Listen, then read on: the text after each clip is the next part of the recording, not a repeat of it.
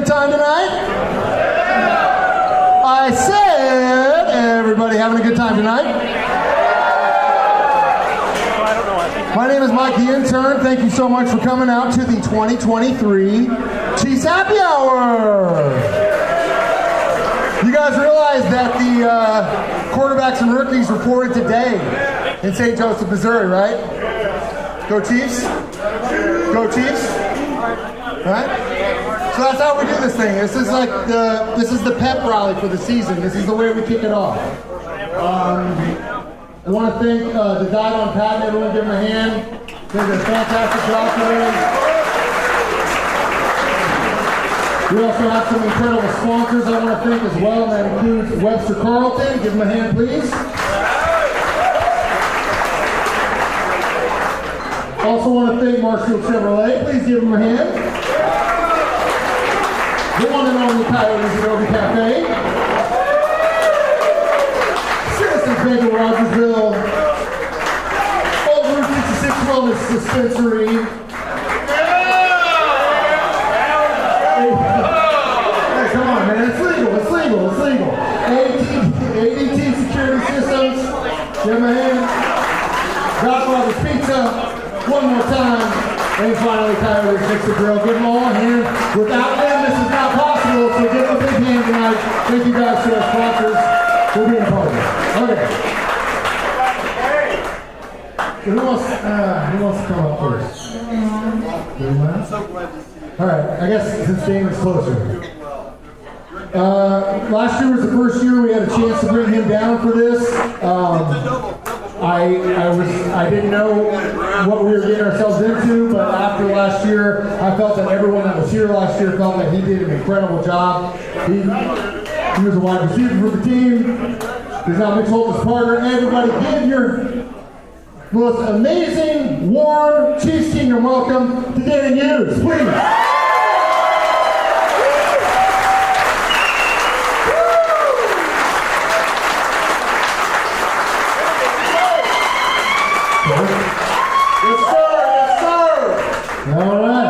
So we got Danan up here, and you know, he's been with this team for as long as I can remember.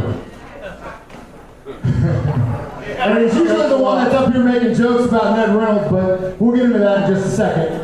But before we get into that, he speaks the way we feel as Chiefs fans. He is our voice. He's the voice of the Kansas City Chiefs. Ladies and gentlemen, put your hands together for the one, the only, Mitch Holthus.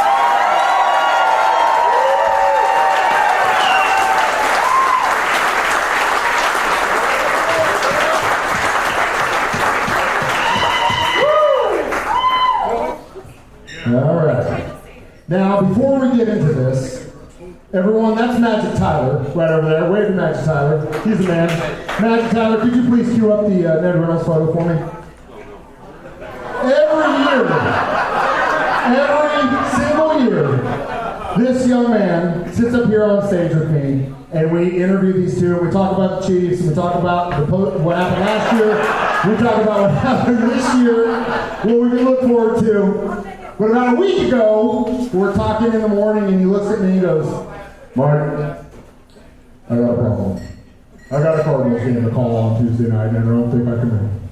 So I said, well, if that's the way it's going to be, I'm definitely going to dog you while we're at the Chiefs Happy Hour. So everyone, give a big hand to the one and only Ned Reynolds. Wait a minute, Mike. Wait a minute. Hold on. Some of you remember the old school movie Animal House, right? They put up the picture of the pledges, and then they threw the stuff out. Who wants to throw some beer in it? Please don't do that. He's a legacy. I feel like I can break down, just like a Chiefs play, I can break down this entire ensemble, right? I don't think smooth does it justice, guys. But now that we've set the bar, guys, have a seat. Tyler, if you please. You can put that back. Hold on. I feel like this was like a late fall day.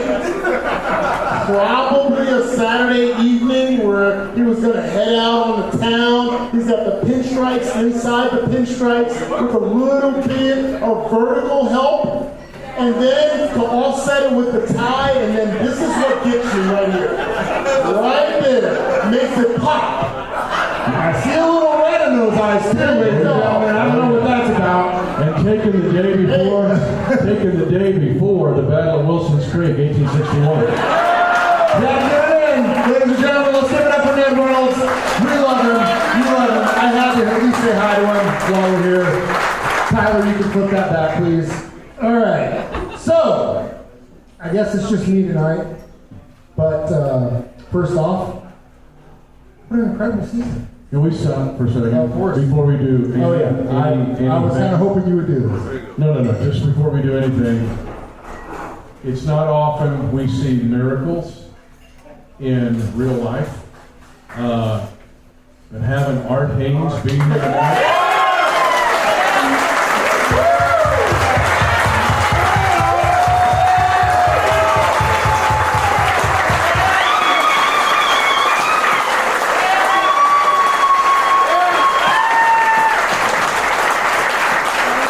We love you, buddy. Danan knows. I don't want to get overly dramatic here, but it was the weekend of the Colts game, one of our 3 losses. And Dana and I, and Dan Israel, our executive producer, were getting not good reports, right? And Dana and I walked into the booth that day thinking it wasn't gonna, you wouldn't be here tonight, or be standing above the ground. And the fact that he's here is amazing. One more time. Oh, thank you for coming out, brother. Okay. So, let's talk about the championship season first, shall we? Which one? I mean, I don't want to take any of the thunder from you, but there was a guy in this room that did call it a year ago today. Can I jump in on that one too? Sorry. Please, sir. It was a year ago tonight, and the governor of the great state of Missouri, the old Wheatland Mule, said, that's right, 57th governor of the great state of Missouri, said, we're going to win Super Bowl 57. He called the shot. And there's the ring, Governor. That's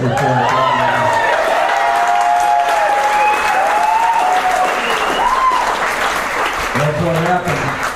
What happens when you get the old Polk County Sheriff and an old MP who's a sergeant.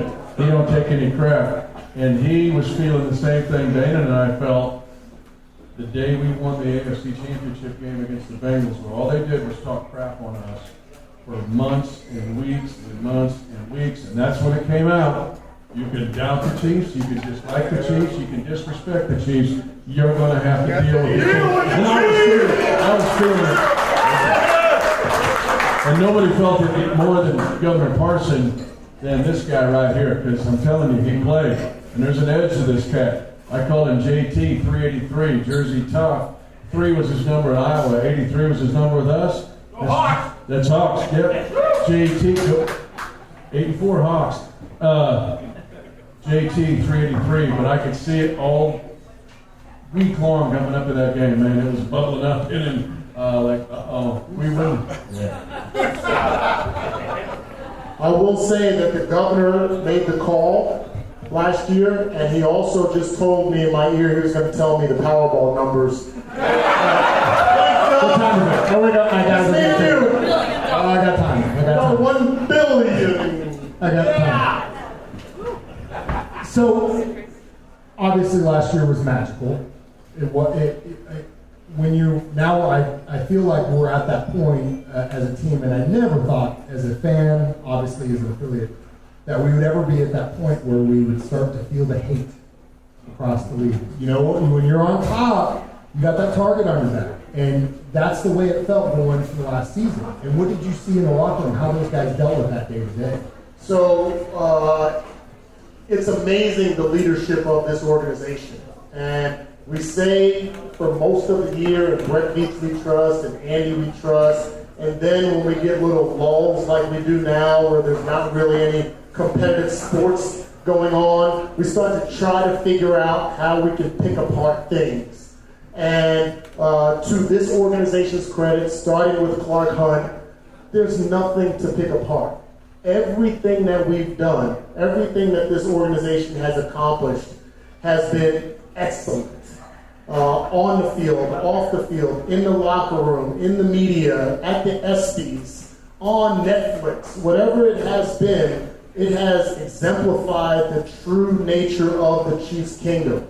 Going back to what Mitch talked about before we move on from the Super Bowl and the trash talk, this is as close as Mitch and I are together in the booth for every single game. There are times where he walks away with some black and blue marks because I can't be held responsible for the quick twitch actions that happen during the game. There's that dark side of me. I always talk about what I learned when I was in high school. For any high school athletes that were here, especially football players, you kind of, on Friday, you kind of wore the attitude all day long. You were in classes, you probably weren't the best friend, you probably weren't the most talkative, you were amped up for the entire day. In college, very similar. I was one of the guys, I was kind of like, I don't need to talk to anybody, I don't want to hear a pregame speech, just open the doors and let me out of here because they said something about my mama, they kicked my dog, they spit on me or something, I hate them for the next 60 minutes. In the pros, there's a light switch mentality that I learned. And it took me throughout my rookie year when I was walking in the locker room and I was angry and I was ready, like, okay, let's go, it's almost time. They're trying to steal something from us. They're trying to embarrass us. And I saw guys playing dominoes and playing cards and reading the paper. I was like, what the heck? What the heck is going on? And you recognize that the light switch hadn't turned off yet. Or on, I should say.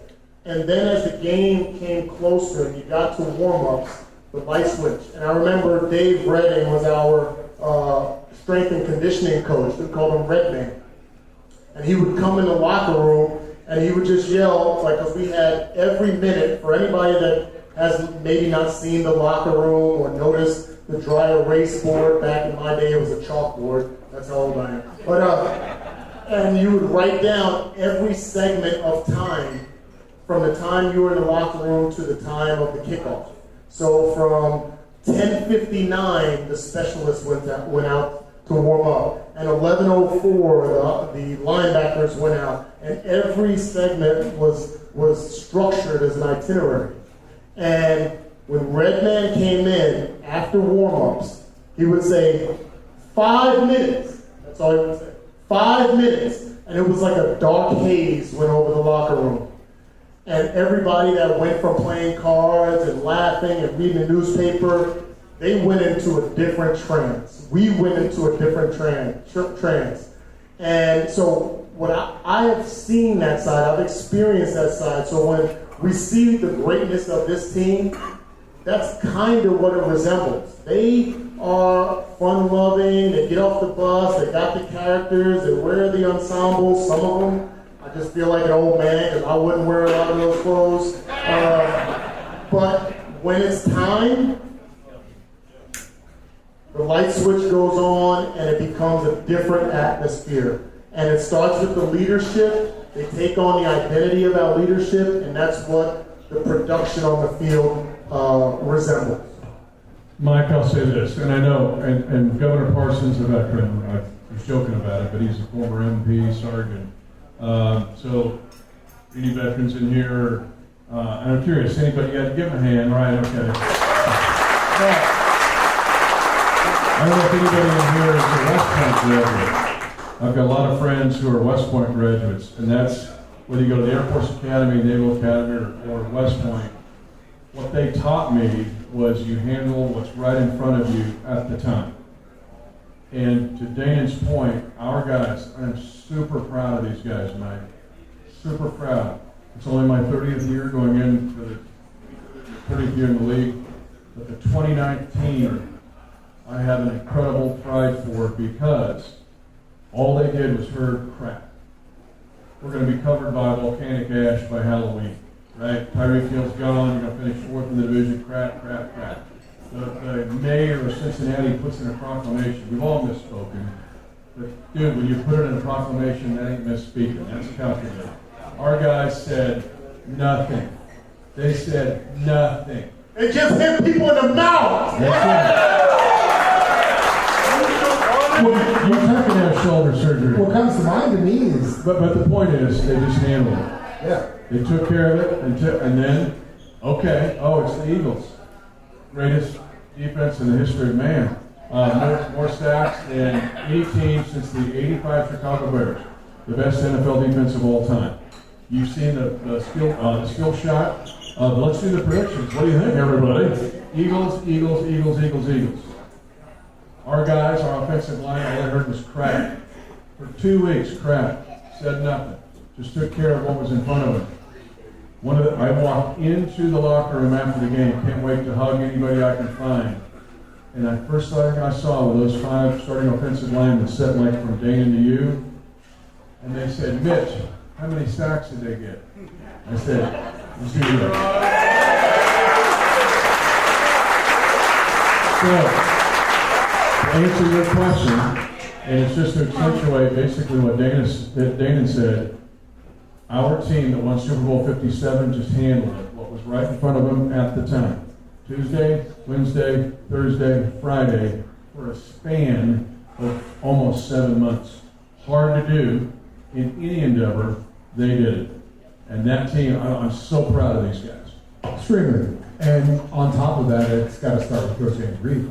He's the one that sets that tone, day to day, day at a time, game at a time, and the leadership on the team. But when you guys are talking about that switch, I keep thinking about that. I don't know if it was a video or a photo last year, and I don't even remember what game it was, but Chris Jones in tears on the sideline. I was like, I wouldn't be more scared of anything in my life if I saw that man in tears. I don't know what I would do, but that's got to be that switch, right? Oh, absolutely. I don't think people recognize the emotions that go through. I know as fans, we are passionate, and I'm not trying to minimize the consistency and the dedication of the fan base in the Chiefs Kingdom, but as a player on that field, I can tell you from my experiences, I've been sitting in my locker shaking, crying, like just let me out of here, like I gotta go do something. I gotta do something right now. And this game can't get here quick enough. I was a special teams knucklehead, kamikaze guy, captain of the special teams. I knew every game I was guaranteed to be on the field for the opening play. It was going to be a kickoff or a kickoff return. I'm probably the only wide receiver in history that prayed that we did not get the ball so that I can run down on a kickoff and hit somebody. I think about my job description back then. It just shows you that I'm a sandwich short of a picnic. Because you think about the job description of what I was the L3 or the L4 on special teams. So on the kickoff coverage, you have the L1 that's outside, 2, 3, 4, 5. So the 3 and the 4 are the guys that are going to probably run into the wedge. And the wedge consists of guys that probably were at least 100 pounds more than me. And before they changed the rules, because they didn't care about our health back then, they had 3 and 4 guys of that size that would form a wall, and my job literally was to run through the wall. So my job description, if I had to fill out a resume, was to pray for the kickoff, run through 400 plus pounds more than me, to cheer on our team to score a touchdown so I can do it again. If that's not the definition of insanity, I don't know what else is, but that's what I did. And it takes a little bit of a twisted mindset to be able to do that, but that's the dedication that comes with the game, and there has to be a passion. So when you see guys on the sideline with tears coming down, you got all the different things, the family, the coaches that you want to represent, your high school, your college, your neighbors, the people that committed their time while you were young to coach you in Pop Warner. You're representing them at that moment in that game for all 65 plus plays. Think about the emotions that swirl, and then you still have responsibilities in the game, a game plan, a playbook, etc. And guess what? There's other guys on the opposite side that are trying to hold you off from doing your job. So it's a non-stop kind of back and forth and a tug of war in many respects. And you have to manage your emotions. And there are times where guys' emotions get away from them. And I understand. You have to be smart, but at the same time, it's tough. For 65 plays plus, it's tough. But those emotions, there are times we're in the booth, and I have to force myself to speak.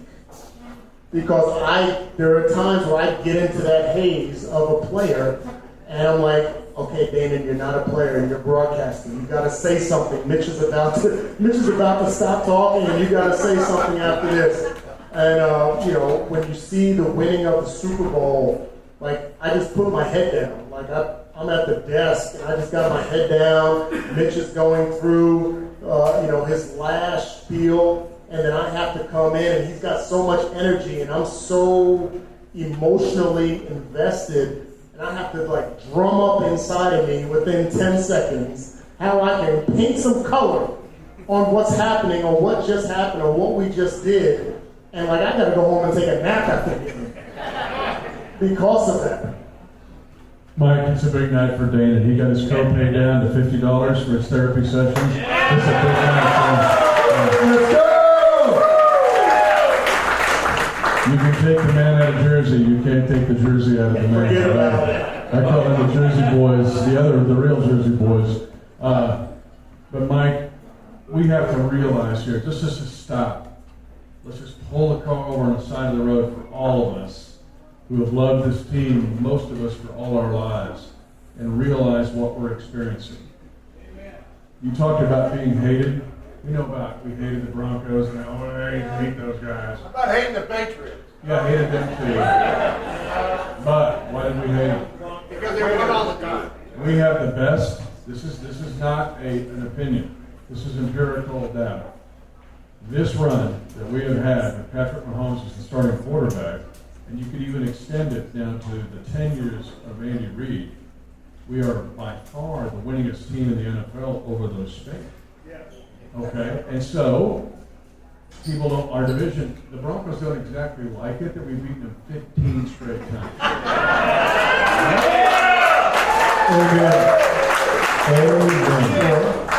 But we all have to realize the era that we're in, because we have the best quarterback. It's not Denver's guy. It's not New York.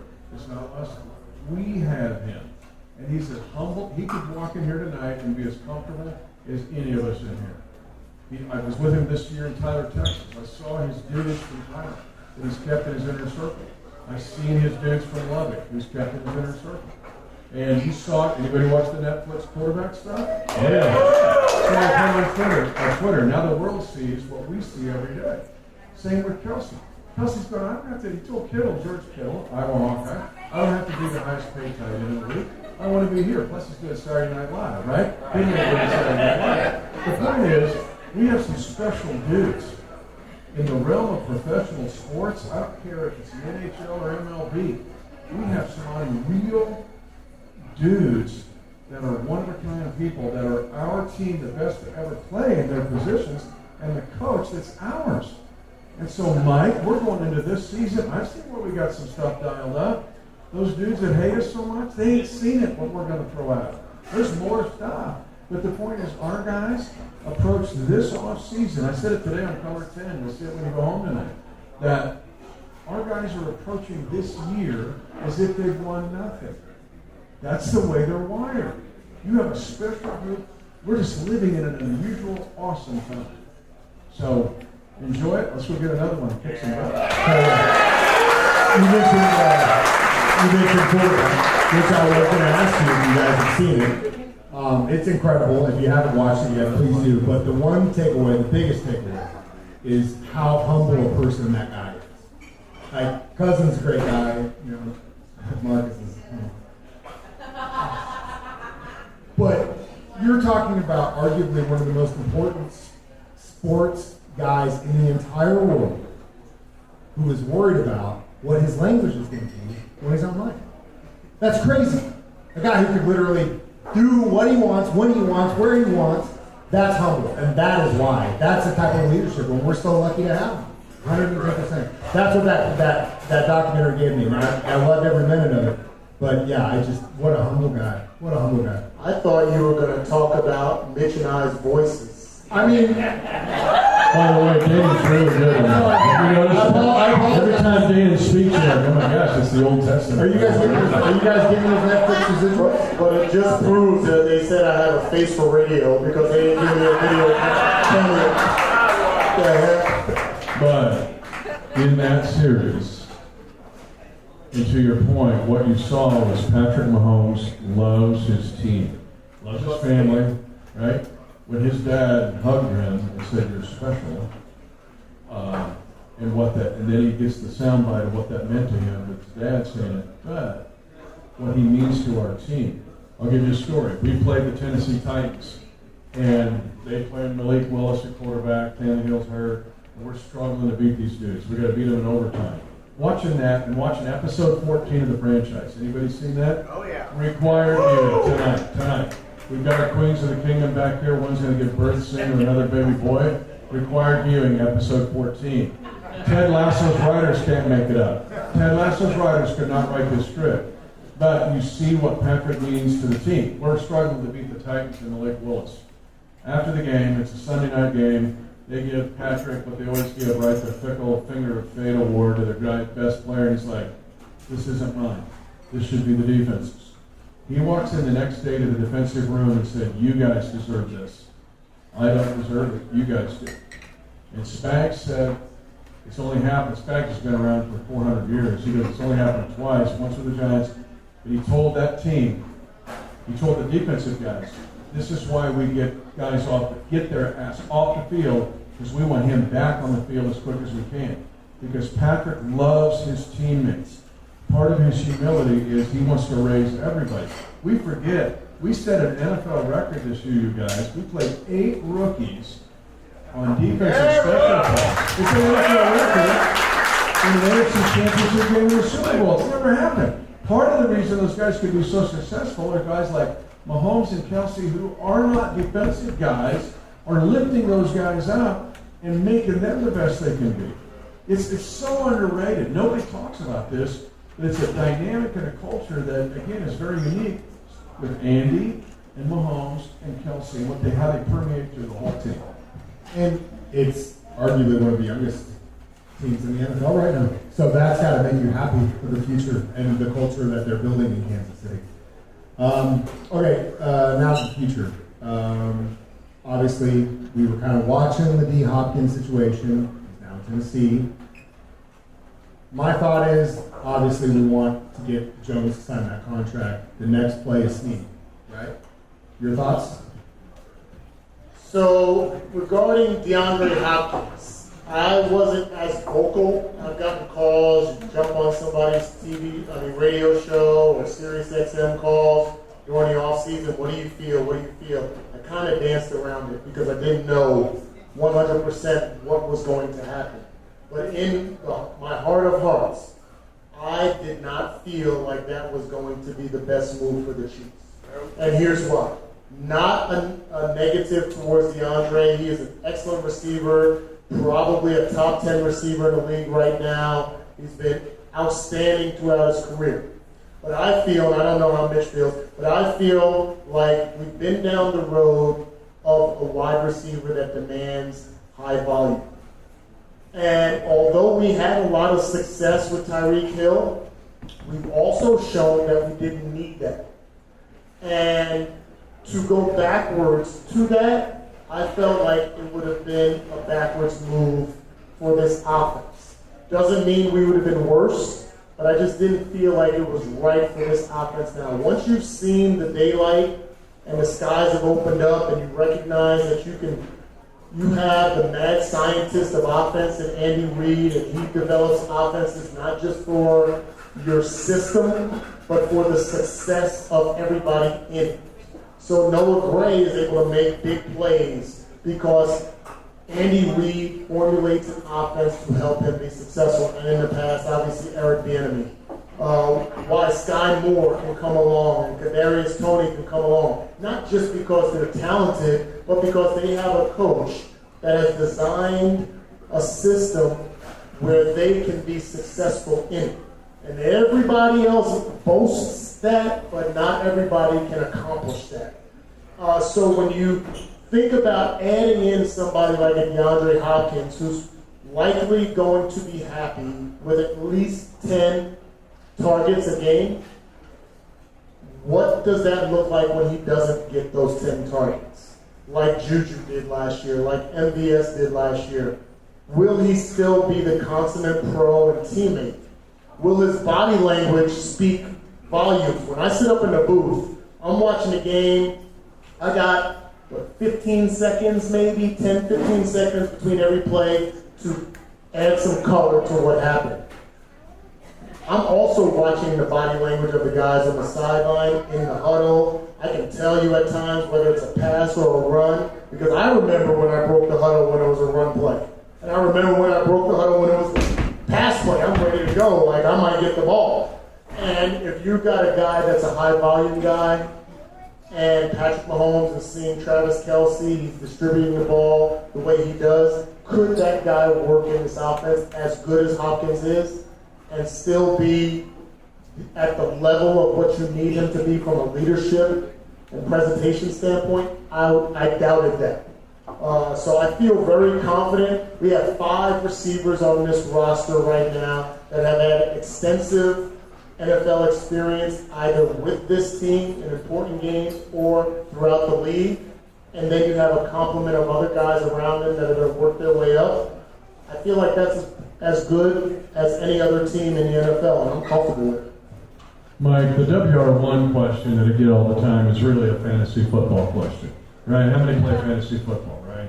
You all want to cheat to be the 80-catch, 800 guy, 8-touchdown guy. To Danan's point, one week it might be MVS getting 10 targets. The next week it may be Kadarius Toney. Don't take our guys in fantasy other than Patrick Mahomes. And as long as we have Kelce, the warrior, the warhorse up and running, that's your WR1. Okay? He's the pebble in the pond. Coach has shown me that the geometric, what he sets up, that Kelce's the pebble in the pond. Everybody else are these protons and neutrons around Kelce. Okay, that being said, this spring and summer, I've had a chance to peek behind the curtain, and I see what they're thinking. And there's a whole bunch of new stuff none of you have seen, nor our opponents have seen. Danan's on it. Sky Moore could have a big year. But he may get 10 targets one week, he may get none the next. It's just the way our offense is, and that's the beauty of it. Now, we don't have a fullback this year. You're not going to have Sausage or the Broad. Michael Burton is now a Bronco. But you're going to have 4 tight ends who all will rotate in at times and be the fullback. There's a whole 2 gigabytes of stuff with that philosophy that we're going to run. So we have 13 wide receivers going to camp. How many will make it? Probably 6. But you'll have no fullback, meaning you'll have 4 tight ends and probably 4 running backs. Every one of those humans is involved in this equation. And so it's not DeAndre Hopkins barking to get the ball 10 times a game. I've been through that too, Danan. That does not work. It doesn't work. See what Stephon Diggs is doing now with the Bills. Could he poop in the punch bowl? I don't know. Right? So that throws you off, man. It throws you off the rhythm. So I'm kind of glad we didn't sign DeAndre Hopkins. Yeah, and I felt the same way going into it. I felt like if it's not right for the culture, it's not right for the culture. And that ultimately is, I think, hopefully, Beach we trust that he sees that too, and I believe he does. But ultimately, we got to resign, we got to get that extension from Kirk Jones, and we got to, if we can get Steve longer, I think that's a better play, in my opinion.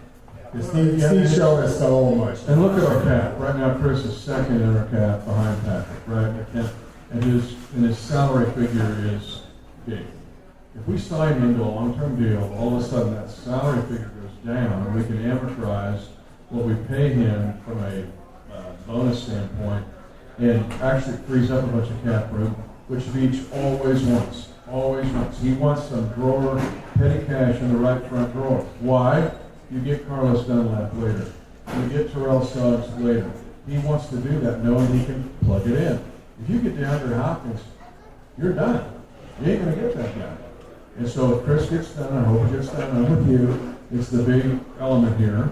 And I thought it'd be done by now. So we'll see. Hopefully I keep looking at my phone. Hopefully it's done. But I do know this. The other thing I've seen this spring and summer for all of us to know is the level of talent on defense and special teams has gone way up. Because think of those 8 rookies we talked about on defense and special teams. We've added to those dudes. Nick Jones is a corner, 7th round pick out of Ball State. What? Watch him in camp.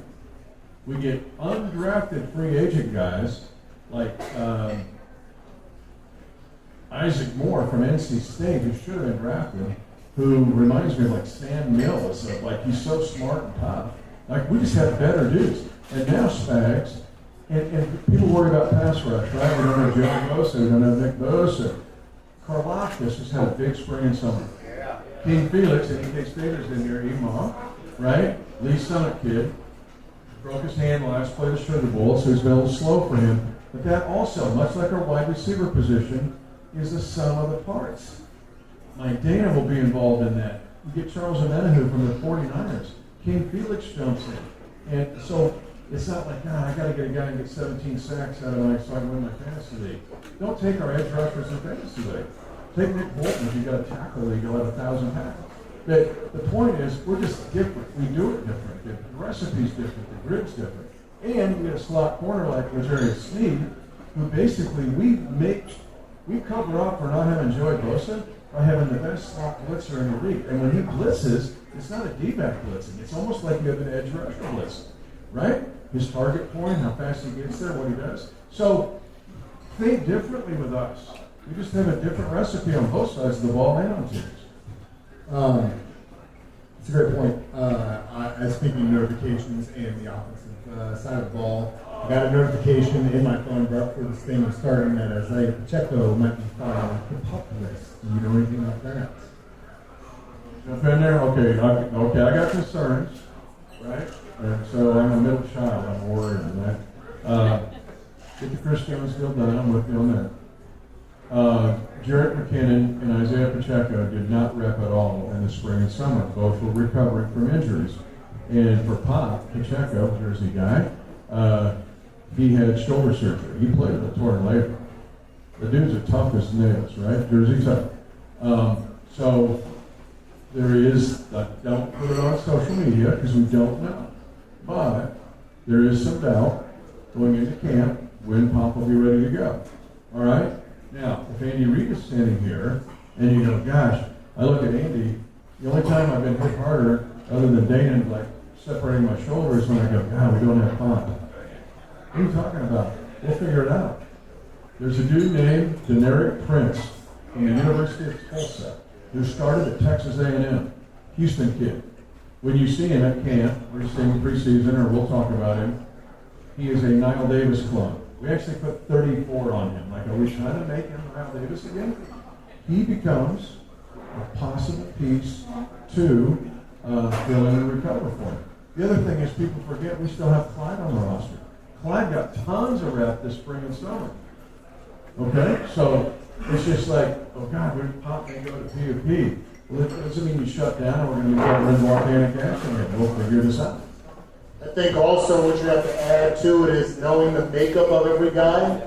So if you have Isaiah Pacheco, not that you want him to be 100%, but you recognize what 85 to 100 looks like. And you have a decision to make that could he start the season and be solid through the season at 60%? Or do you hold him out to ensure that he's going to be closer to 100%? Because we've seen the angry way he runs the ball. And you don't want to impede that attitude because he's nursing an injury. You also factor in with the running backs, like Clyde Edwards-Helaire was happy for the team, was happy to be a part of a Super Bowl winning team, but as I mentioned earlier, I pay attention to the intangibles. And I see the body language. And now he has to show and prove. And the fact, like Mitch said, where he's taking all these reps this entire offseason, there's an edge that might come with him that might be scary to other teams. So while Isaiah Pacheco, he could be that guy that, okay, for that second half of the season, you're going to lean on him. He's going to be that angry force, the thunder that's going to come in with an attitude to prove everybody wrong and to show he's healthy. But in the meantime, we got this guy that got relegated to being inactive. That was a starter. That's a former first-round pick that didn't experience the same joy as everybody else and has been knocked ever since. That's scary for opponents to me as well. So I'm not so worried about the running back room. We've shown throughout the course of Andy's tenure that, and even when he was with the Eagles, when he had the Deuce Staley's and the Brian Westbrooks, and he had guys that were plug and play with Sean McCoy's, they always figure it out. There's always somebody that shows up. So I don't think that's an aspect of our team that we should have any concern with. It's good. Then it always starts with that front five, and we have arguably the best in the NFL, hands down. Hands down. The big uglies. The big uglies. We're better there. Which, by the way, I'll just tell you, we're better there. We're better there. Because you got, okay, think of the Jacksonville game, the divisional playoff game, and Patrick's hurt. We had the ball their own too, right? We saw it. You saw it if you watch quarterback. You see it if you watch episode 14.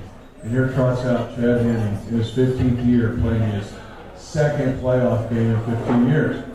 That O-line, Chad will tell you if he was here tonight, that O-line goes, dude, we got you.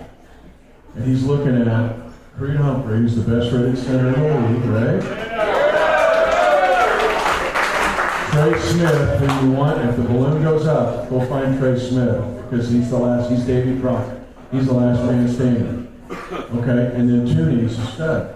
We'll be better at right tackle with Jawan Taylor. Love Andrew Wiley. I'll hog him at a Super Bowl reunion. And yes, he blocked and pancaked the Son Reddick. But if you watch the quarterback and you watch episode 14, you'll see time and time again where we wanted a single block and Andrew's getting beat. Taylor will lose less of those battles. And then you've got Danan Smith, who's a veteran at the left tackle, who I think can be as good as Orlando Brown Jr. Better in pass protection, maybe not as good in run protection. We will be better on the offensive side. Always move forward. Obviously, the draft is in Kansas City this year. You and I are kind of big K-State fans. Our big first-round pick. Your thoughts on him, sir? Well, I mentioned him. He broke his hand in the Sugar Bowl. But the dude fits us in our scheme, and I think that's why we took him with that pick. In the fact that Spags, like Andy on offense, loves versatility. Think Sky Moore. Sky Moore can be in the slot. You'll see him at running back. You'll see him at the X. You'll see him at the Z. And what Spags loves to do with our outside guys is you'll see a Menahu be inside or outside. We'll line up Mike Dane inside. Felix, if you go back and look at K-State video, because I went back and after we took him, I'd seen it, some, and I'd watched him live, right, being a K-State fan. But I went back and watched him. I'm like, he's already playing for Spags. You can play him on the inside and he'll play the run. He'll two-gap it. He's not afraid to do it. He's not a pretty guy right there, right? And off the edge, he's got already NFL kind of moves. Some guys in college will have maybe one move, right? I'll have a rip swim, or the dude's already got a satchel full. So he and Holthus work together. Now you've got yin and yang growing together about the same spot of their career, much like a Creed and a Trey work together. And that's what excites me about Felix. Yeah, when I watch Fee and I talk to the coach at Lee Summit, I live in Lee Summit, speak to people that have known him since he was in high school and watched him at K-State, I kind of feel like he's a version of a Tamba Hali when Tamba came into the league. And one thing that stood out to me, even though I'm not a Penn State fan, obviously being a Hawkeye, but the nonstop motor. So when you talk about Holthus and Felix, You're talking about guys that played like we were taught with Marty Schottenheimer and Derek Thomas and Neil Smith, played through the echo of the whistle, not to the whistle, through the echo of the whistle, and have that persistence, that resilience that you want from that guy. That, hey, even if he has the assortment of moves that Mitch is talking about, the other guy gets paid too, the tackle to block him. But to me, when you have that engine, that can defeat anybody. And that's what you have in him. So people question, okay, well, Frank Clark, he goes to Denver. He's been postseason Frank. And are we going to miss that? To me, I want blue-collar, non-stop motor guys. And that's what we have with him. I feel like he's going to be a huge asset to this defense. He may start off with just certain packages where you might not see him on the field the entire game, but when he's on the field, you can believe he's going to make an impact. That versatility that Mitch talked about with Mike Danan and moving these guys around, like there's going to be times where you're going to see the ball at the line of scrimmage. You're going to see 8 of those guys lined up between tackle and tackle. And their offense has the task of trying to figure out which 4, 5, maybe even 3 guys are going to rush. And by the time he figures it out, he's going to be on his backside. And that's going to be really cool to watch, to see the speed and the versatility of, I think Spags is probably licking his chops right now with the opportunity to devise what magic can happen with this defense. It's going to be really cool. You don't have to tell me I watched those Wildcats play every Saturday. I already know what he can do. He's getting Well, and even if you're not a K-State Hands down. fan, go watch his game against Oklahoma State. That Oklahoma State was number 7 in the country. Destroyed it. K-State beat 48-0 because Felix destroyed their offensive line. One of the high schools. TCU Big 12 championship game destroys TCU in that game. So yeah, he's but Special. But one thing that's big is, and this will get into the Mizzou fans here, the fact that we have Nick Bolton being held to that And again, it goes back to culture because his rookie year balled out. Carl Holthus comes out. I mean, we get these guys that, in the past, you look at first round draft picks and you're like, sometimes it's going to pay off and sometimes you never hear about it again. But for some reason, it's got to be the culture that everyone just boosts everyone up around them and pushes them and pushes them and pushes them. So the next question I wanted to ask you is are there any sleepers in the draft that most of us, that don't follow it as closely as you do, that we need to watch in the next few weeks when we're going into preseason? Oh, man, that's a tough one. I don't know if there's sleepers per se, and it's tough for me to kind of categorize sleepers because if you think about the makeup of this team, like Mitch talked about earlier, where he had 8 rookies contribute in mighty fashion in the Super Bowl. You had 11 draft picks last year. Everybody forgets that Creed and Trey were just second-year guys. We've created a culture, we've created an environment that embraces young talent. So then, are we going to be surprised if a Nick Young or someone else steps up, if Rice steps up and is a top receiver? I don't know. I don't feel like that's the case. I think other teams would boast, this guy was a gem in camp, and we're really looking forward to X guy being the guy. I think about Justin Jefferson when he stepped on the scene in Minnesota. Yeah, he was a first-round pick. Everybody knew he had stardom, but they didn't know to the level. I feel like our team, nobody's going to be surprised if one of these guys step up because we've seen it happen to the level of Super Bowl caliber winning performance with every one of the guys that we've pretty much drafted. So, I don't know who would be that guy, but I do know that Brett Veach and Andy Reid, they pluck these guys for reasons. They bring them here for reasons, and we'll be sitting up here in November, and we may be talking about one of these guys on the road to a Pro Bowl, on All-Pro nod, and nobody ever thought about picking him in fantasy football. I think where it's going to get sneaky good with the draft class, and there might be a couple of undrafted guys make this team, is on special teams. B.J. Thompson is a guy to study. He played at Stephen F. Austin. He started at Baylor, but he's a 7-foot wingspan. If we get our nastiness back on special teams, which we have not had really the last couple of years, think about Kadarius Toney and his 65-yard punt return in Super Bowl 57. We've not been a team necessarily the last 2 years that has returned kicks with explosion or block a kick. Danan knows. Danan won a playoff game because we blocked a kick. Okay, when you put that now into the equation, the opponent never rests. They sure can't rest when Kelsey and Mahomes are out there. Now you put a defense out there that's giving you all kinds of looks and nastiness. Now I can't rest on that side. And on teams, if it's I'm punting, now they can block every punt I got, or they can return every punt I got, you now have them by the ears. There's no time the opponent can breathe. And I think what we've seen here with these undrafted guys in this draft class is a level risen to be more explosive in special teams. Now let me throw in a guy that's not in the draft class. And ladies, this is for all of you. Because how many of the ladies here like Travis Kelce?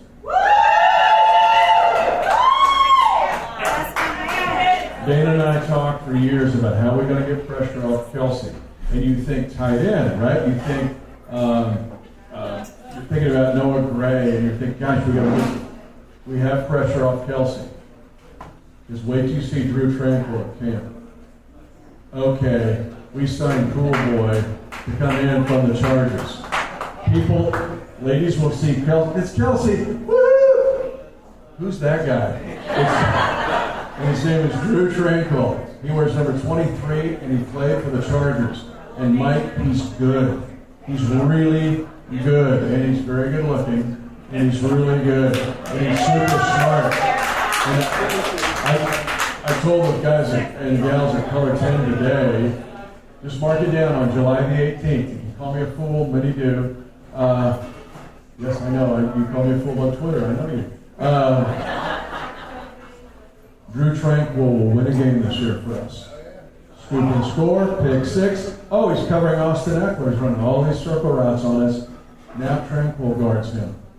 And we have not had a guy like Drew Tranquil in the 10 years of Andy Reid. We haven't had that guy. Not playing linebacker like that.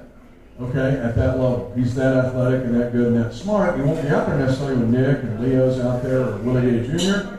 But now when you do what Spags likes to do with all this mix and match and a bunch of safeties and corners, Nick is always the hub of the wheel. But now you got this lug nut over here who can take you on a drag race. And you're going to like Drew Tranquil. Just mark it down.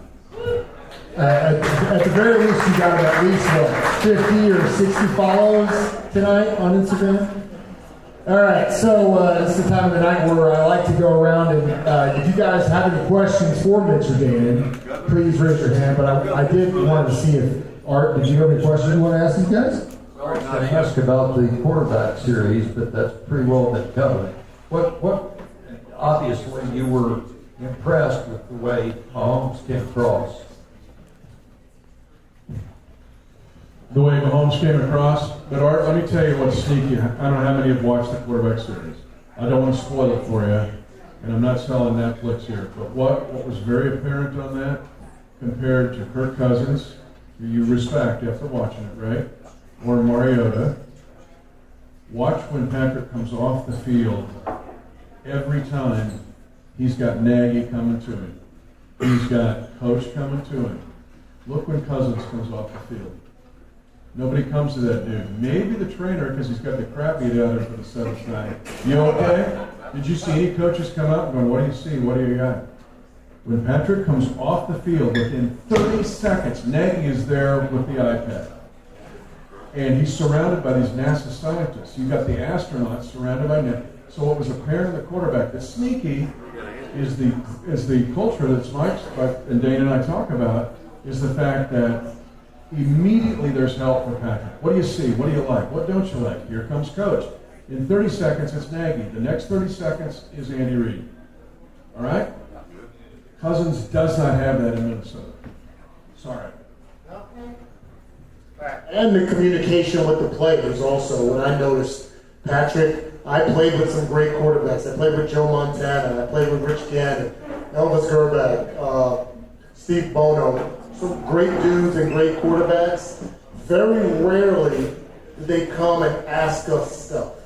Or come if we wanted to tap them on the shoulder. I saw in the most recent one, I want to say episode 4, where MVS wanted to share something about the Bengals, what he saw in the defense.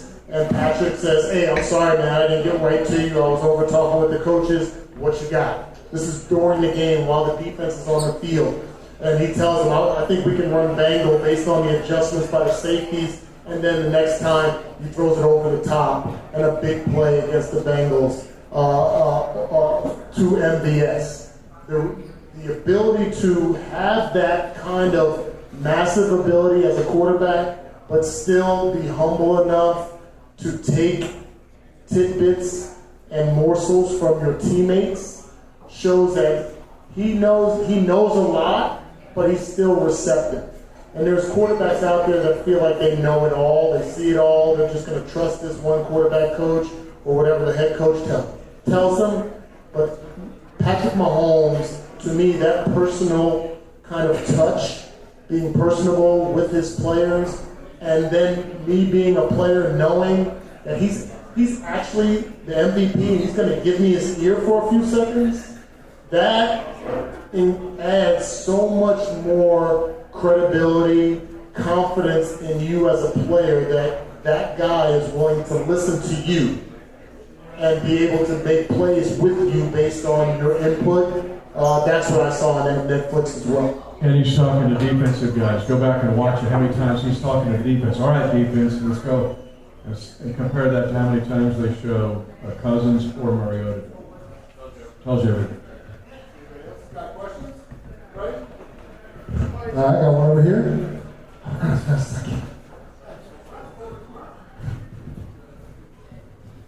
How do you think the new punt rules are going to affect the game by game and the season? I'm not a fan of any adjustments. I'm old school. I think special teams being an impact play. We saw the punt return from Kadarius Toney. Mitch mentioned back when I played, Keith Cash blocking the punt. Albert Lewis back in the day blocking kicks and punts. We won a Monday Night Football game because Tamar Vanover ran a punt back in overtime in '95 against the Chargers. I mean, I can go through a litany of plays that were impacted. Heck, we were down 24-0, actually 24-7 against the Texans in 2020, and we kick off, and Sorensen dislodges the ball that changes the momentum of that game. I just don't like how you're trying to minimize the effect of those plays, but the game is about adjustments. We've seen it, whether it's rushing the quarterback, how you can block as a receiver. I made my living cut blocking and crack backing on defensive guys, and now I would be put in jail right now for some of the stuff that I was able to do and get away with. I don't like the legislation of that out of the game, so it's going to be interesting to see the special teams, that factor is going to come into play. I'm all about player safety. But we have seen... Nobody cared about us. 18 concussions. We've seen enormous strides, though, in player safety in the last 5 years. Enormous. It's not received enough attention. And that also is empirical data. But think of the play. It's on both episode 14, but it's also on the quarterback. If they call the cut block against Jerick McKinnon against the 49ers. Remember that? And it's like, wow, is that... So are we going to take Jerick McKinnon out of this game? There has to be room for a Jerick McKinnon to play in the National Football League. He wasn't looking to injure that player. It wasn't a shot to the head. It was the knees. It's a universal code. Danan played. I mean, a universal code, if we had how many thousand NFL players in here, like, protect the knees as much as you can. The knees are the transmission of the car. You tear up my ACL, everything changes for me, all right? But this league is so bad sometimes of swinging across, of going too far. The pendulum will swing too far. So don't tell me you're going to take McKinnon out of the game by able to do a legal cut block where it will not injure that player. If you take that out, you're really limiting what can happen in the game. What about Chris Jones with the roughing the passer? Yeah, Oh, yeah, against falling the on top Colts. of Yeah, it. we don't lose that game. Stripping the ball. And you wouldn't have seen that in December or November. They call it in September, and I mean, in a fraction of a second. It's so sometimes they'll overcall that, right? And I'm all about protecting quarterbacks too. And you can see it in the Netflix series, but that one, come on. Hi.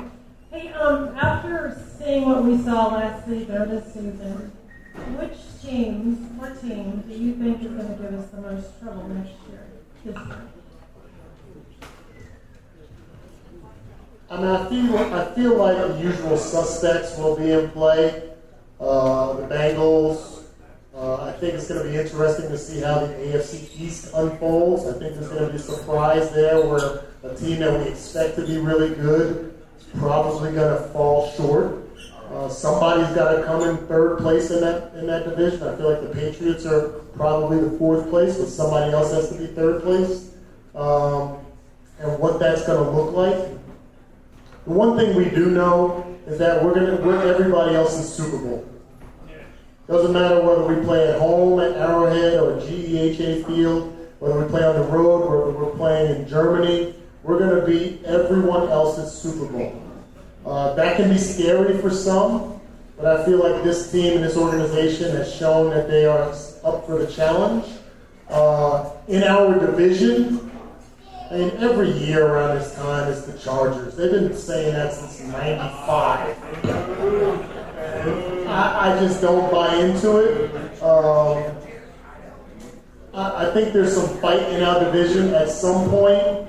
Not many people in the Chiefs Kingdom would like to hear this, but at some point, the Broncos, like you beat somebody 15 straight times.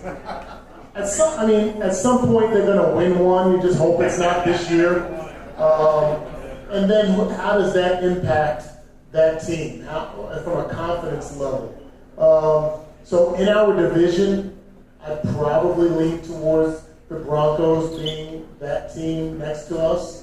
As far as the other AFC teams, I think it's going to be an assortment of teams. We're going to get the best of everybody. And that's a challenge. And we've shown that we can step up to that challenge like we did last year, or several of the last years. And I don't expect anything different this year. It's a super awesome question. Well, let's review because we have a quiz tomorrow. Remember what I told you was the greatest thing about our team a year ago? What's right in front of them? My answer is the Detroit City Lions on a Thursday night at GHA Field. Here's why. Dan Campbell, you might call him a Neanderthal or old school or whatever. The one thing that ought to get your attention more than anything as you get ready for the Detroit game, it's the last regular season game of the year. Detroit had a shot to go to the playoffs. He's trying to change their culture. Because of the system or the circumstances, they're out. But they're playing the Green Bay Packers on Sunday Night Football. If the Packers win, they're in. If the Lions beat them, they're out. They interviewed Dan Campbell right before the game. I can't remember who was interviewing him, but he's like, what do you have to play for? You're out of the playoffs. He goes, I don't want them to go. That told you everything about the Lions and Dan Campbell. So it's what's in front of you. Now that being said, we all know we have this tough schedule. Anybody we play this year, but that's kind of the way it's been. Check 22, 21, 20, and 19. It's been that way as well. Sean Payton, I know, is the greatest coach to ever coach in the NFL. The greatest ever. And the Broncos have him. We'll never beat the Broncos again. You want to have a little fun? No, cut him off. Sir. Yeah, cut him off. 2020, we played Sean Payton in New Orleans. COVID year. We beat him. 2016, we played Sean Payton with Drew Brees. Both these games were Drew Brees. We beat him. Daniel Sorensen, pick 6. 2012, the worst team in the history of the Chiefs Kingdom. We have 2 victories that year. One is over Sean Payton, Drew Brees, and the New Orleans Saints. If you think we're going, oh my God, we'll never beat him again, think again. 16. We'll go after the number 16. He's a really good coach. But we act like, oh my God, it's Vince Lombardi. Wait, and Broncos, God, oh my God. We beat the Cat with our worst team ever. So we'll take him on 2 times in 3 weeks. Bring it on. We'll take it. Surprised you, didn't I? You knew that was good. Got another one. Hey Mitch, first off, met my daughter over at the draft, took a picture with her, made her whole weekend, so thank you for that. Kind of going off the Broncos, I just kind of want to know what your thoughts are about, your boy Frank the Shark over at the Broncos, and what kind of impact he's going to have for their defense playing the Chiefs twice a year. Love Frank. The price that they got Frank for the low price of $8,699,999.99. Low price. Right now we'll give you $10 off if you get. I love Frank. I'll hug him at a Super Bowl reunion. But go back to what Danan said, and we talked about it, cap management.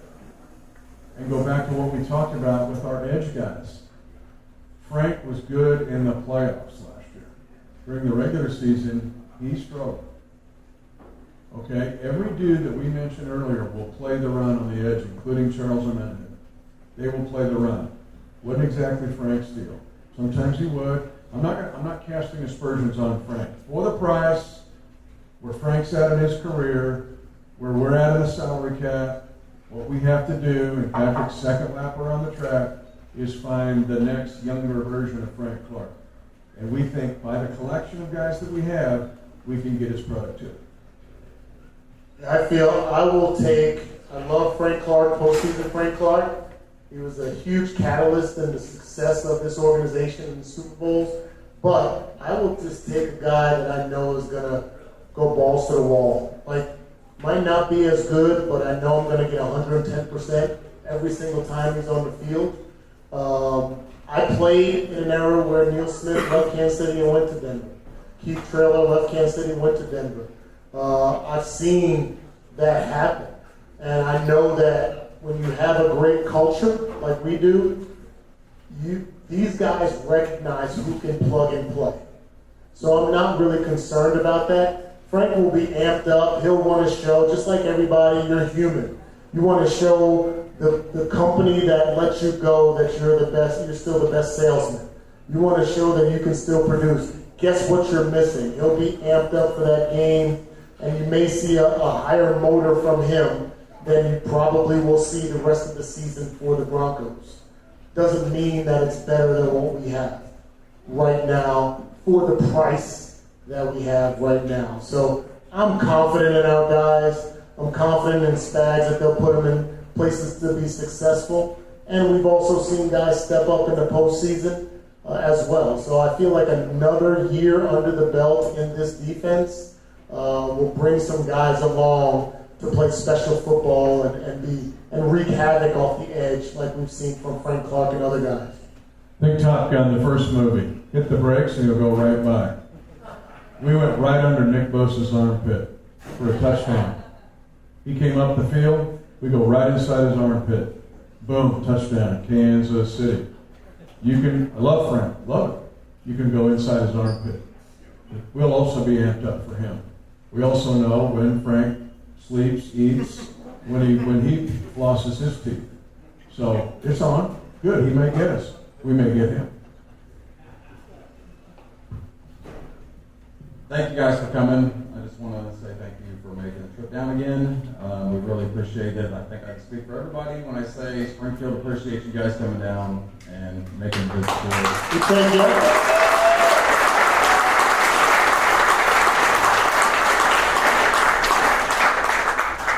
I missed Mike on the first way around, but I wanted to go back to, we were talking about the quarterback, and Danan made a comment about how Patrick comes off the field and is immediately surrounded by coaches, but then makes time to go back to those players that had something to say that maybe he didn't have time to hear when they wanted to tell him.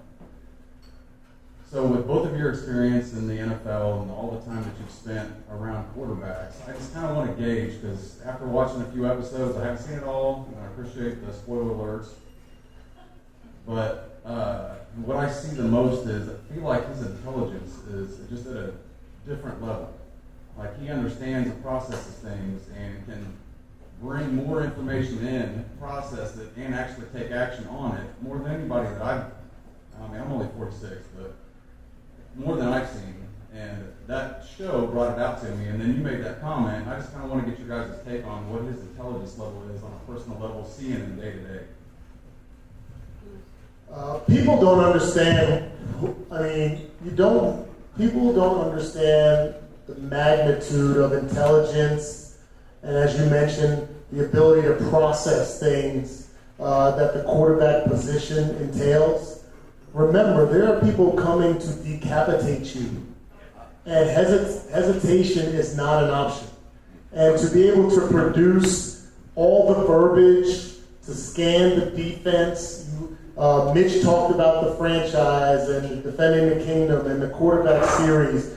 Nothing against the normal ESPN and Fox shows that you watch when you wake up in the morning while you're brushing your teeth or whatever you're listening to. But I would challenge you, if you really want to find depth into what is involved in the makeup of your Kansas City Chiefs, you go to the Chiefs.com and you go to those segments and you watch how these guys absorb information. For me as a wide receiver, I used to pride myself in studying my playbook like a quarterback. And so I wasn't the sharpest tool in the box, but I knew how to diagnose. And I always give credit to one of Mitch's guys.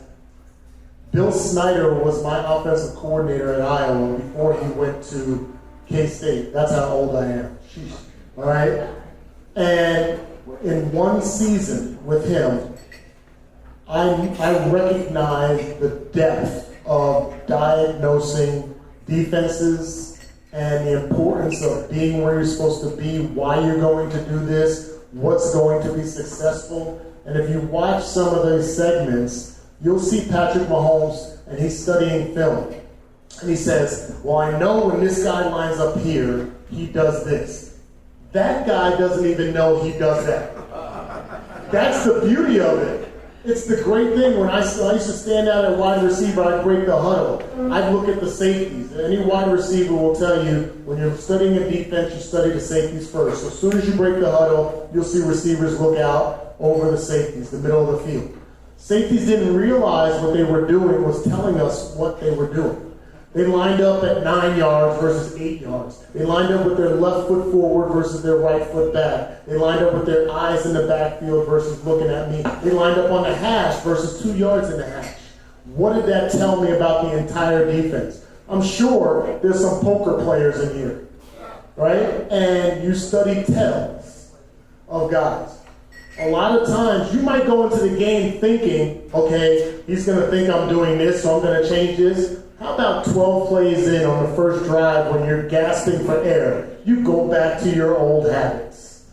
And when you come out at halftime, you forget about what you thought you were going to do. And Patrick has that innate ability. If you watch those segments and you watch the franchise, you'll see how he's speaking to everybody. And I can tell you from a guy been in that huddle, when a quarterback is like a beautiful mind and he sees all the stuff that's happening and you see some of it too, it just allows you to kind of puff your chest out a little bit more like, oh, we're really on the same page. He's not going to get me killed by a safety because he's misreading things. We're going to be successful because my guy knows more about them than they know about themselves. That's what you want in your quarterback and your leader. And it's a chess match. It's really cool. I think one year, maybe next year, we'll come here, Mike, and we'll have a play.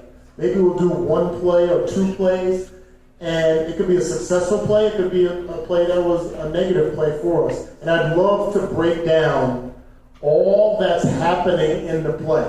A lot of times as fans, we just watch the ball. But there's so many other things that's happening in one particular play. As you can tell, I get amped up about this. My job next to him is to condense all of that in 15 seconds so you as listeners can get a picture of it. it's really cool for me because I see the game differently. I don't see it any better than anybody. I just see it differently. I see all the moving parts. If you ran one football play here, there's 11 people on offense, 11 people on defense. Run it in regular speed. Don't even slow it down. Run it in regular speed. I'll tell you what all 22 people did.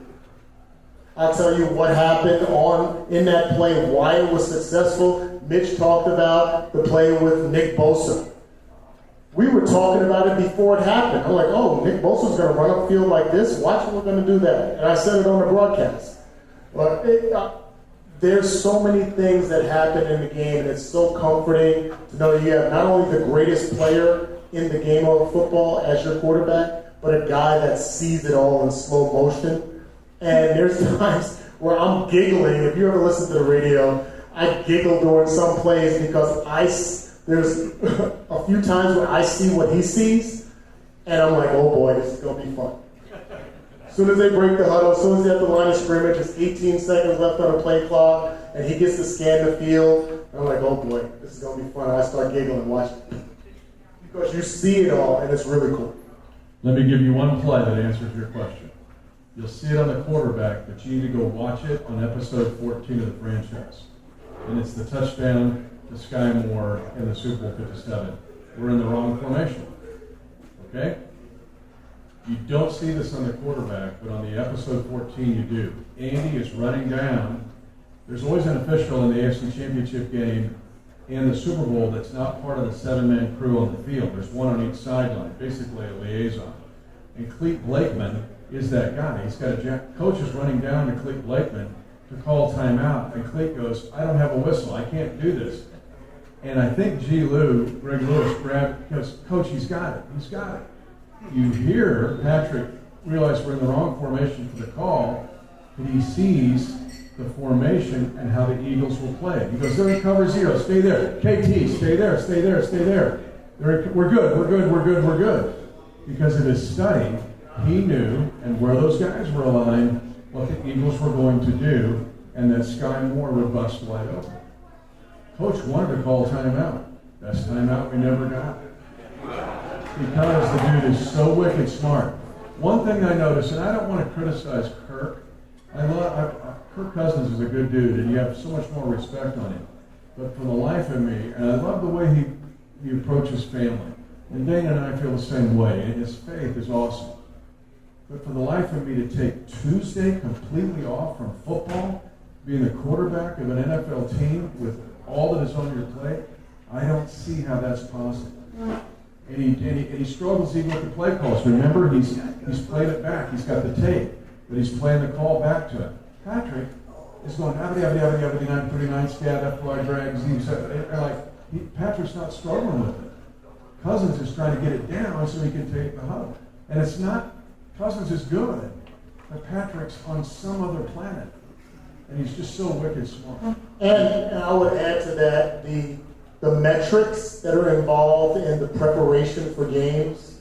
I also don't believe people really know the magnitude. Like, we would know between the 40s on 1st and 10, the defense would have a 52% chance of this, a 28% chance of that, a 10% chance of this. If between from the 20 in, they would be 82% this, 10% that. From the 20s out, you would have this defense on first down, second and medium, second and long, second and short, third and medium, third and long, third and short.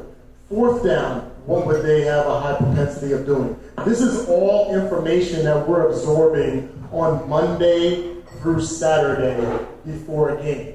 So there was never a time where I ever felt like I didn't have the upper hand against the defense because we knew exactly what they were doing, and sometimes they didn't even realize what they were doing and the tendencies that were shown. But it's broken down to metrics and percentages. So I always say there's no such thing as a dumb athlete. There's athletes just like humans that do dumb things, but you can't absorb all the information and play at full speed with somebody else trying to decapitate you and be dumb. It's just not possible, and this team is one of the sharpest, if not the sharpest, that I've ever seen. Mitch, I know you have a Monday night show at Hy-Vee.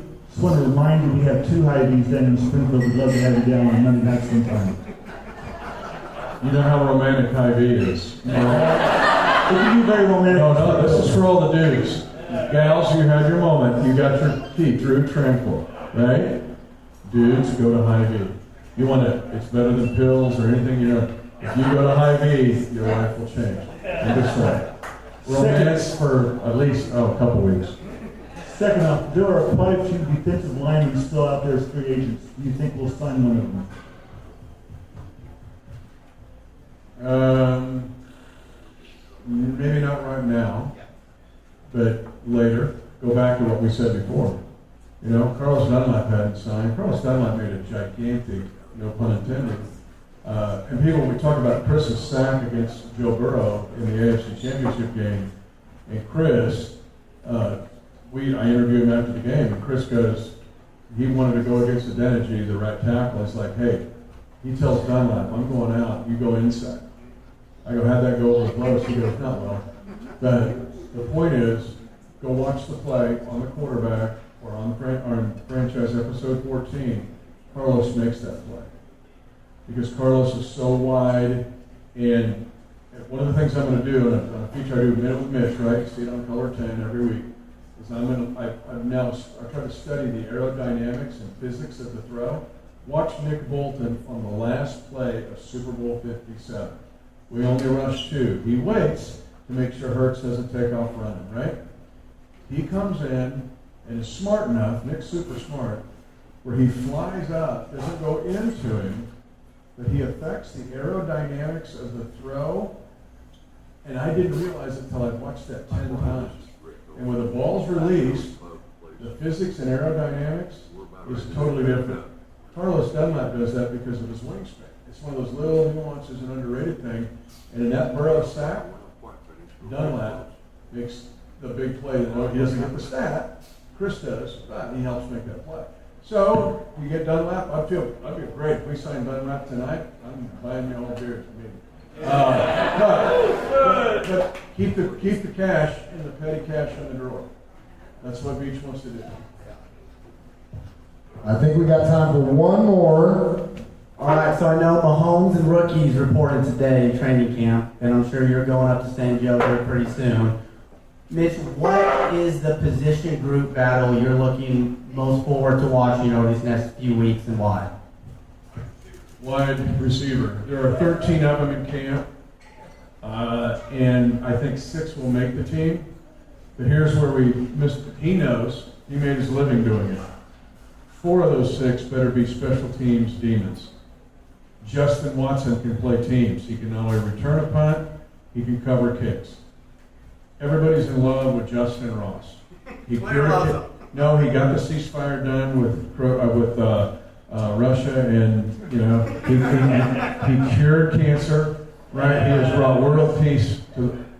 I don't know. The fascination with Justin Ross baffles me. But one thing I saw this summer was kickoff coverage. Just that Justin Ross was the R4. What? When's the last time Justin Ross played on kickoff coverage in the R4? I'm guessing never. Didn't at Clemson. Which tells me they want, if you're going to make the team, like everybody wants them to be a 1,500-yard receiver, no, you're probably going to have to cover kicks.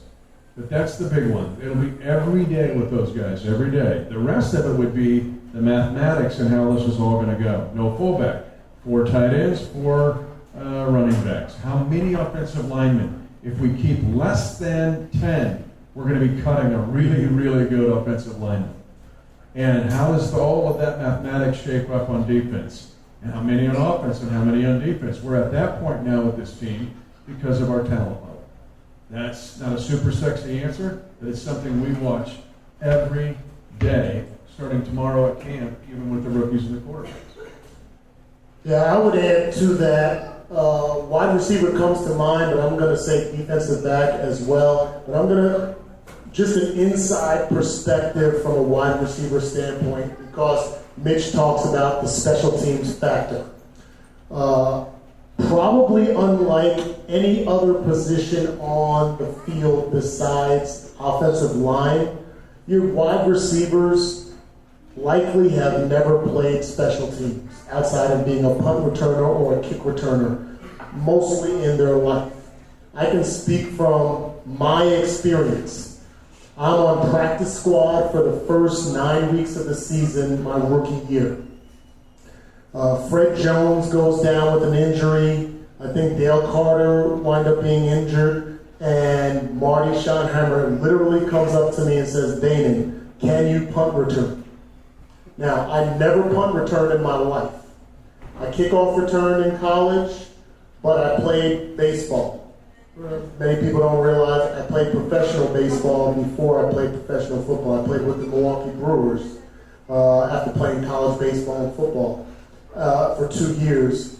And because I knew how to track a fly ball, I figured out how to track a ball as a punted ball. So my first opportunity to punt return in the NFL was on Monday Night Football against the Buffalo Bills, back when the Bills went to 4 straight Super Bowls. I say all that because that was also the first game ever that I ran down on a kickoff, ran down on a punt, and was a part of the special teams unit in that factor. It takes a lot to be a 3, 4, or 5-star recruited wide receiver going to likely a Power 5 school, playing wide receiver, and then having to be humble enough that when you get to the league and you feel, because your ego tells you, that's why what makes everybody great is their ego. And I was talking with Ned about this on the radio this morning. Your ego tells you you're just as good as the guy next to you. Every receiver, if they don't believe they're as good as MVS, they don't belong in the league. If they don't believe they're as good as Kadarius Toney, they don't belong in the league. If they don't believe that they're better than Trent McDuffie on the opposite side, they don't belong in the league. And now you have to be relegated to being the R4, being the R2, being the L3, and running down on kickoff and humbling yourself for the betterment of the team, but also the betterment of your career. My career would have been extremely short. None of you would know me, and I definitely wouldn't have been here if I'd have held on strong to I'm a wide receiver. And I'm not going to do this, or I'm not going to give 100% while doing it. So to hear about Justin Ross, and to hear that he is embracing that, I got to sit with the rookies when they first got drafted. We had a rookie dinner, and all the rookies at my table were wide receivers. And I was just giving them tidbits of information, and I told them, embrace whatever role you can contribute to. Embrace it. It's going to be different. It's going to feel weird. But trust me, when you talk about longevity in the league, embracing your role until your opportunity presents itself on offense is the key to success. And we have a culture that has endorsed that, and I feel like we have those components where it's going to be some difficult decisions come that last cut down before the first game against the Detroit Lions when the Chiefs have to take the field. But it's going to be fun to see that whole process unfold. Just to tag the DB discussion you talked about, we signed Mike Edwards in the offseason, starter for the Tampa Bay Buccaneers. He'll have to fight his guts off to make this team. We got a hell of a young secondary. Yes, we do. And we even added to it. Just wait to see the other dudes. Shamari Connor from Virginia Tech, rookie draft pick. Special teams menace. Loves it. Gunner. He wants to play it. So, I'm just saying, stay tuned. It will be every day at King. Yeah, I missed the defensive back part, and here's my little addendum to it. When you're a rookie, I always say you don't know what you don't know. You're just going out there and you're just playing. But your second year, that's why they talk about sophomore slumps and blah, blah, blah, is because you think you know more, and your brain can get in the way of your abilities. So it's going to be interesting to see, because of the success of the young rookies last year, how they're going to come back this year and still formulate that game? Are they going to overcook things, overthink things, assume things, etc.? Or are they just going to let their instincts flow? So I think that's why that dynamic for the defensive backs could be probably one of the most interesting groups that we're going to watch through training camp.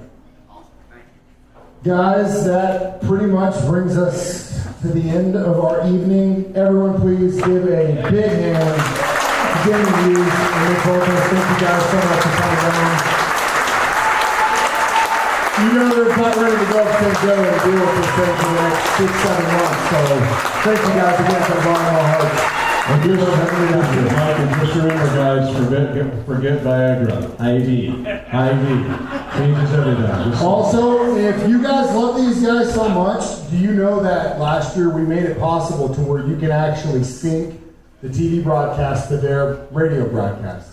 All you gotta do is pause it, and you can sync it up to their broadcast, and we made it possible. We delay the broadcast so you can listen to them while you watch it on TV. If you want to know how to do it, just call me and I'll explain it. It's real simple, but nobody wants to listen to those jerk-offs on TV. We want to listen to these guys, so give them a hand, please. Also, thank you to our sponsors. Thank you again to the guy on Patton for having us out, you guys. Hopefully we'll see you next year. And one more time.